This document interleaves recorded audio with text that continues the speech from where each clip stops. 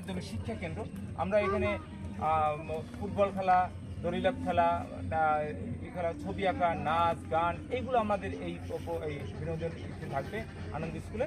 এবং আমরা চাচ্ছি যে আগামীতে যে আমাদের এই যে নির্দেশ সমুদ্র সৈকত, সবুজ একটা নির্দেশ সমুদ্র সৈকত, সেটা সুন্দর যেন এই পরিবেশটা থাকে, সেই যে প্লাস্টিক পলিথিন মুক্ত আমরা এইটা গড়ব।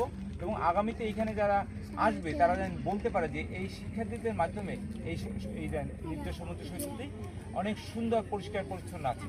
আমরা এই উদ্দেশ্য করেই আমরা এখানে এটা করা হয়েছে। আচ্ছা, আমি আপনার কাছে জানতে চাই, আসলে ওরা তো ছোট্ট শিশু, আসলে ওরা কিভাবে এই পরিবেশ রক্ষায় ভূমিকা রাখে? ওরা যে ভূমিকা রাখবে, ওদের যে আমি যে আমার পলিসিটা এরকম যে ওদের এক একটা করে বাঁশি থাকবে, ওদের বাঁশি থাকবে। ওরা আমাদের এই যেখানে এখানে 20-25টা দোকান আছে, তাদেরকে একটা ডাস্টবিন দেবো। আমরা সেই ডাস্টবিনে আমরা যখনই দেখবো যে ওই অত্র এলাকায়